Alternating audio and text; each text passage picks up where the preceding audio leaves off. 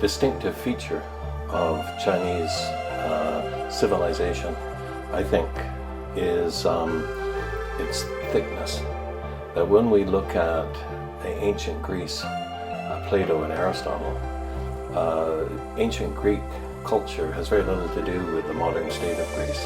When we look at even Rome and Italy, that it doesn't seem to be connected.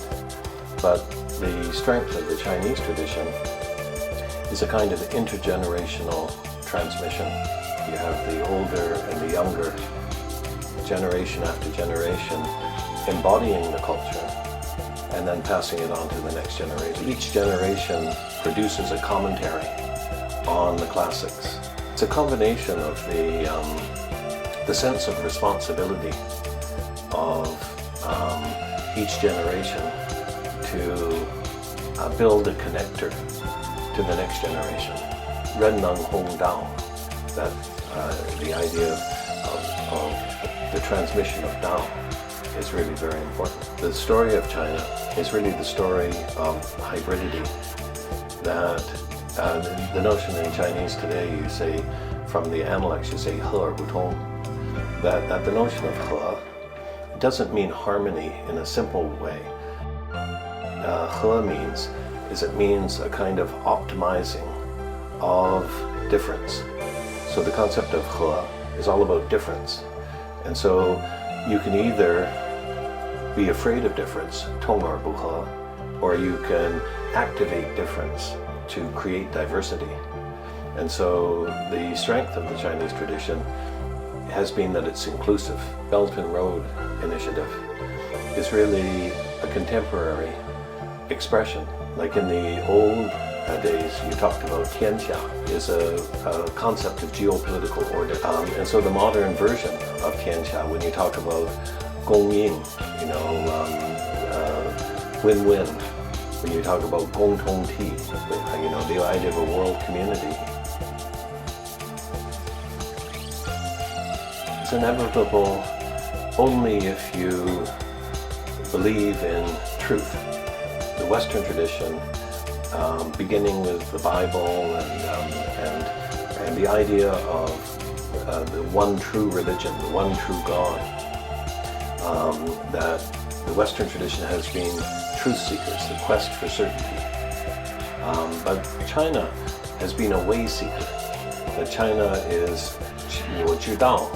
China wants to find the Tao. And so the Tao is not something that is fixed and certain. The Tao is something that is always under construction, something that is always changing, something that is always evolving. I think that conflict comes out of asserting truth. So when we look at Christianity, Islam, and Judaism, everybody has the same Bible, but everybody is fighting.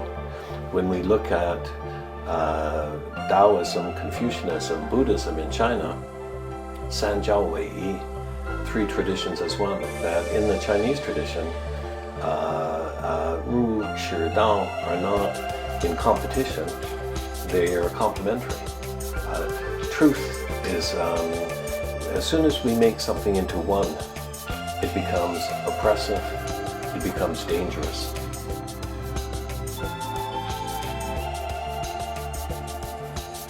The kind of issues we face today, global warming, environmental degradation, food and water shortage, pandemics, all of these problems are not individual problems.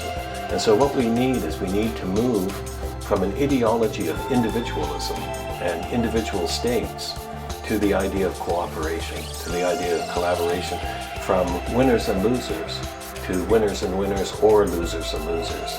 So we need a new model, and that model is really consistent with traditional Chinese culture. 基于利而利人. China has not had its voice in the world for 200 years. Chinese culture can't solve all of the problems of the world, but Chinese culture ought to have its voice, it ought to have its place at the table, it ought to make its contribution. The rise of China was made possible because of stability in the world.